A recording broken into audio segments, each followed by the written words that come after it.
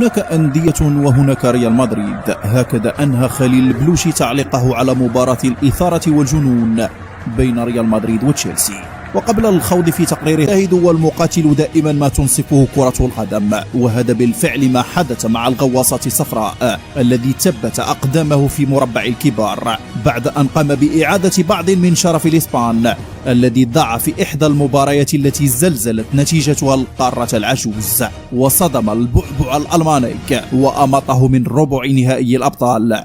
وبالرغم أن بايرن سيطر على المباراة واستحوذ على الكرة فترات طويلة، إلا أنه لم يحقق الأهم، وهو تسجيل الأهداف من الفرص القليلة التي توفرت له، ذلك لأن حارس فياريال جوريني مورولي وقف سدا منيعا في كل مرة كان خلالها بايرن يفلت من رقبة الدفاع الإسباني.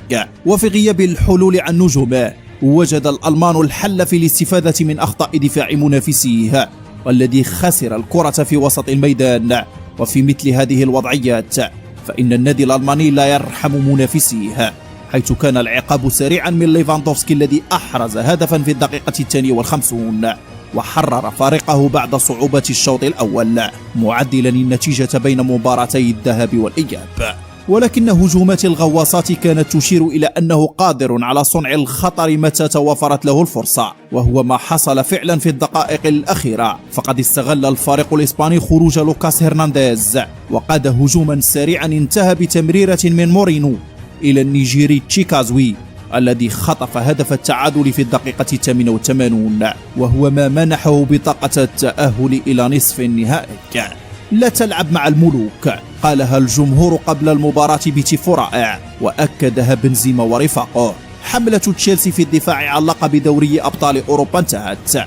قيل أن دوري أبطال أوروبا صعب وصعب وصعب على كل الأندية إلا على ريال مدريد. تشيلسي قدم مباراة عمره، والريال عاد للحياة بعد أن مات إكلينيكيا، والسبب دائما كريم بنزيما. تشيلسي حط الرحال في قلعة البرنابيو وتجرأ على المستضيف بعدما اعتمدت كتيبة توماس توخيل على تناقل الكرة بسرعة وحرمان خط وسط ريال مدريد التحرك بحرية، ليتمكن النجم مايسون ماونت من مفاجأة مدافع الملكي وسجل هدفا في الدقيقة 15.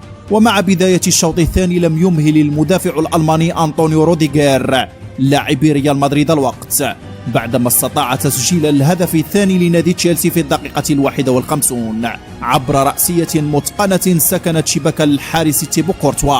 ولم يمهل تشيلسي منافسه ريال مدريد الوقت نهائيا بعدما واصلت قوته الهجومية الضاربة إرهاق أصحاب الأرض عقب تسجيل الألماني تيمو فيرنر الهدف الثالث في الدقيقة 75.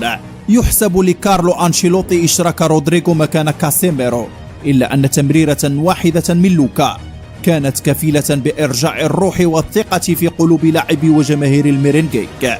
لو سألت أي مدريدي عن أكثر شيء افتقده بعد رحيل الدون، الجواب سيكون واحد، وهو الشعور أنك تبدأ أي مباراة أمام أي خصم مهما كان حجمه أو قيمته وأنت لست بخائف، خليط ما بين الطمأنينة والراحة والثقة وحتى الغرور، فقط لامتلاكك لاعبا واحدا في فريقك. اليوم نستطيع القول وبكل ثقة أن كريم بنزيما نجح في أن يعوض هذا الفراغ الذي كان من سابع المستحيلات بالنسبة لأي مشجع أن يعوض بهذه السرعة، ومن لاعب موجود في النادي منذ القدم.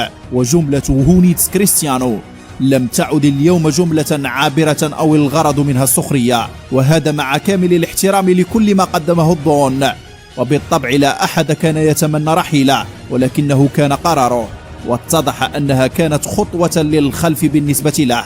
بينما ريال مدريد لم يأخذ وقتا حتى وجد بطلا جديدا أصبح البرنابيو بكامله يهتف باسمه. الرقم 1 كريم بنزيما ولا أحد بعده.